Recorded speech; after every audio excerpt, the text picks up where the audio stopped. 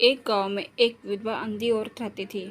उसका एक बेटा था जिसको पालने पोसने की सारी जिम्मेदारी उसके कंधों पर थी।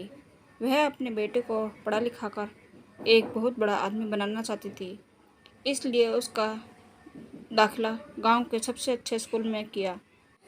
वह दिन रात मेहनत करती ताकि बेटे की स्कूल की फीस दे सके। लड़के के स्कूल के बच्चे उसकी माँ के बारे में जानते थे। वह सब उसे अंधी का बेटा कहकर चिढ़ाते थे। लड़का इससे बहुत परेशान था।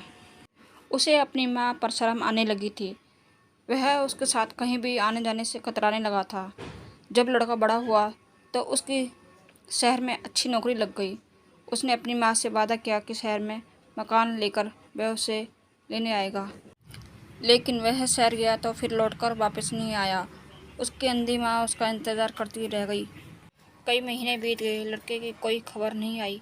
अंधी माँ एक दिन उससे नहीं रह गया और वह बेटे से मिलने शहर पहुंच गई। पूछते पूछते वह बेटे के ऑफिस से पहुंची।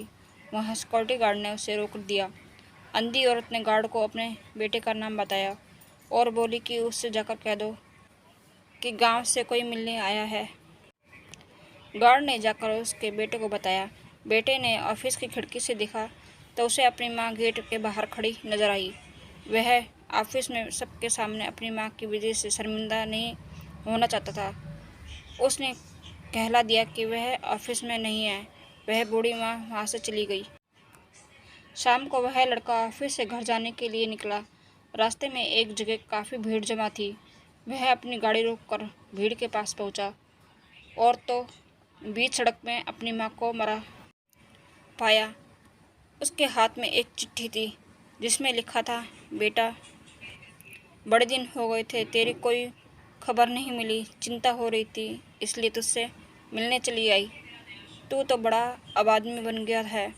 तुझसे मिलना अब शायद मुझ गरीब की किस्मत में नहीं, लेकिन मैं बहुत खुश हूँ तेरे लिए।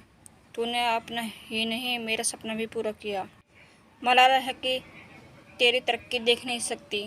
काश बचपन में ही तेरी आंखों में सरियाना घुसा होता और मुझे तुम्हें अपनी आँख न देनी पड़ती तो तेरी तरक्की अपनी आंखों से देखकर सुकून से मरती।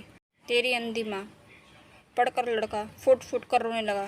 जिस अंधी माँ पर उसे शर्म आती थी, उसने उसके लिए कितना बड़ा बलिदान किया था। वह आत्मग्लानि से भर उठा और ज़िंदगी भर खुद को माफ़ नहीं कर पाया।